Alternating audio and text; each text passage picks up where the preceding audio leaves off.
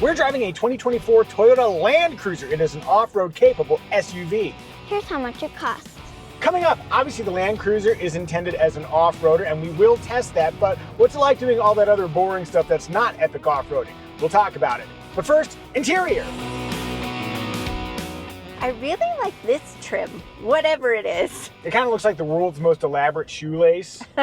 Having driven the previous Land Cruiser, which ended production in 2021, one thing I appreciate is how simple and obvious all of the functions are. Despite its many capabilities, you can just slot in and immediately figure out how it works. 2 cup holders here, nicely positioned so they don't interfere with the HVAC controls. There are bottle areas in the doors, although if they're particularly tall, it might be awkward to notch them into place. There's also a space to put your phone up here, as well as a dedicated phone zone with a wireless charger and charge ports. There are plenty of places to put cups, bottles, and various sundries. In this particular trim, we've got the cool box. When our GoPros overheat, guess where they're going?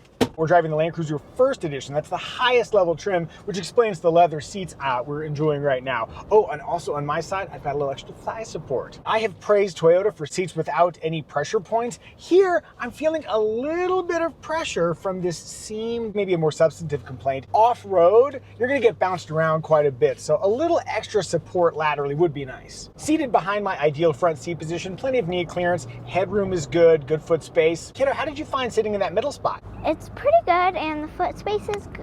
I like how there's a little bit of a hump, which makes it easy for her feet to touch down comfortably. Meanwhile, I do fit in that middle position with head clearance. I might want to straddle that center hump, but yeah, I could sit in that middle spot for a little while if I needed to. In the back seat, we do have a recline function on one side. Sweetie, do you want to tell them what happened? I broke the car. Sweetie broke the car. When you tried to use the tilt mechanism on the passenger side and the rear, you just ripped clean off. I don't know what the deal is. I'm sorry. No shade to you and your upper body strength, but I'm going to suggest that that is a car problem, not a Sweetie problem. Nonetheless, there was a workaround. There's a little pull on the back of the seat. And you're like, well, wait, why would there be a pull on the back of the seat? This is a dedicated 5-seat vehicle. In other markets, they sell a 7-seat version of it, which explains the cup holders and rear USB-C ports, flippity-doo, second row seats. All of that stuff carries over to the US market, but there are no seats back there. And now you're wondering, wait, why are there no seats back there? It's because the only powertrain in America is the hybrid version. And in the hybrid version, that's where the battery pack goes. I will say that rear recline, quite generous, very, very comfortable. Kiddo, how about getting in and out of the Land Cruiser? Pretty easy. The door doesn't open wide at all, though. We didn't have an issue climbing in and out, but I do wonder if you were trying to install a car seat, how that would go. Moving to the cargo area, there's a roomy 37.5 cubic feet of space. But again, there's a battery back there, so you have this elevated load floor. Flip the seats down, not a flat load floor, but ample space. There's also an underfloor storage in the cargo area, as well as one that can be accessed from the second row. It's really more of a nook in the backside, and then the front area is mostly like jack. On the mid-level trim and up, you get a power lift gate, but standard on all Land Cruisers is flip up rear glass. You don't want stuff to fall out the back. You can just open up that little glass to just grab stuff from the top. We also have a digital rear view mirror. If you're loaded to the top and you still want to see behind you, you can use this camera. Yes, there is a spare tire. It's beneath the vehicle. Sure would be a bad idea to go off-roading without a proper spare. Now, astute viewers may have noticed our daughter is not sitting in her booster seat. Kiddo is finally old enough and tall enough that the booster seat doesn't make sense. That said, how do you feel about the latch situation? The latch points can be accessed by lifting a Velcro cover out of the way. How are you not using the phrase latch flap? You made the graphic and everything. Once you move the latch flap out of the way, it's simple to install. I also think a rear-facing car seat would fit in here. But again, with that narrowish door opening, it might take a little more jostling than we prefer. As for safety, neither the NHTSA nor IIHS have rated the Land Cruiser just yet, but it does come with a standard suite of active driver assists, including blind spot warning, and then there's also 9 airbags in here. Family, what do we think? Is the Toyota Land Cruiser family friendly? With a base price of over $50,000, it is rich family friendly. Rich family friendly. That's hard to say. Rich family friendly. Rear window twist. Aha, I'm getting away. All the way down. I'm trying to make a getaway in park. You can continue your getaway. Armrest test. I have easy enough access to the inboard armrest. It's a little farther to the outboard armrest. Squish factor is fairly strong inboard, although we have a little bit of stitching right here. The real challenge is over here on the left side. Just a little bit of padding, but it gets hard right underneath. 75% inboard, 45% outboard. Let's move to style. These are the vehicles I've owned. So of course, I love a retro styled vehicle, and this really fits that bill. The square shape, the round headlights, basic geometric design is pretty charming. One conundrum with the Land Cruiser is the headlight situation. Okay, they're round on the base, they're round on the top trim, but they get this square design in the mid-level trim, which is confusingly called the Land Cruiser trim, the Land Cruiser. By show of hands in the audience, who likes the round headlights, who likes the square headlights? Personally, as Bronco owners, you can tell we're round headlight fans. If you like the square headlights, we respect your wrong choice. Rude. Maybe the highlight of the exterior, the paint scheme. The name of this paint is Trail Dust. I like how it's two-tone, and I love that band of black that goes between them and the black door handles. This is a smaller Land Cruiser than the previous generation, and I think its somewhat more modest size works really well when seen in person. I'll also add a narrower width is hugely beneficial where we live, where there's always growth on the off-road trails, where you're scraping along the sides. That said, whoever had this before us, they were not able to avoid the scraping. Oh my gosh, so many scrapes on the right side. We didn't do it! We're feeling very positive about the style of the Toyota Land Cruiser, but what do you think? You like it? You dislike it? Tell us in the comments. Also, thank you! Thank you for supporting us and our channel in whatever way you do. Like, subscribe, join our channel, leave a kind or thoughtful comment. However you support us, if you do choose to support us, thank you. Let's move onward to In Motion. What a convenient spot to start the In Motion segment. I'm going to turn to the left. Notice how we're not going that fast. Wow! But the tires are squealing. We were going 26 miles per hour. The handling limits on the Land Cruiser are fairly low. Okay, at least we've got like really solid off-road capable tires. That's actually really not the case. We'll talk more about that when we go off-road. I also noticed a fair bit of body roll, so check this out. When you come off throttle, you see the nose dive. I wish the body movements were more controlled, but actual ride comfort is fine. At higher speeds, I did notice a fair bit of wind noise from key spots. What's that? Is that the mirror over there? Something in this region was making a fair bit of noise. And it wasn't me for once. Yeah. Hey, Yeah. going. Great, now I'm gonna have to field more comments about your voice.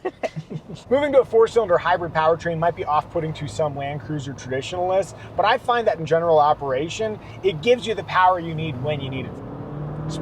Pull strong. On the opposite end of the spectrum, it is a hybrid. Brake feel is a little bit touchy. Despite my incredible braking talents, that was not as limo smooth as I would hope. And despite my incalculable modesty, I don't think I came across great when I just said that. That's what I think about driving the Toyota Land Cruiser, but what does Sweetie think? Evie's at the wheel. With whatever haste you're comfortable with, leave. Enough power to get ahead of traffic? Yes, I was impressed. What I was not impressed by when I was driving around is how it goes around corners. Tell me more. Even I went fast enough that I was like, oh, that's not right. It kind of feels like I'm driving a boat. Very floaty and lumbering. And it didn't give me a lot of confidence. I do appreciate the smaller dimensions of the new Land Cruiser. Like in a parking lot scenario, does it feel okay? It does. Now what about visibility? Any issues? I do wonder over my right shoulder how the window rises up. I love the way it looks from the exterior, but I wonder if you had a short vehicle back there, how that would be. If I'm driving in an aerial Atom, you might not see me with that raised belt line. Otherwise, great. If we were in the market for another off-road vehicle to supplement our Bronco, are there any game killers that would keep you from driving a Land Cruiser? No, but I wouldn't mind something that drives a little more confidently in the corners, but I really do like the exterior. Well, if it gets back to dreaming about how pretty the Land Cruiser is, I'm gonna get back in the driver's seat. And now the moment you were waiting for, let's go off-road.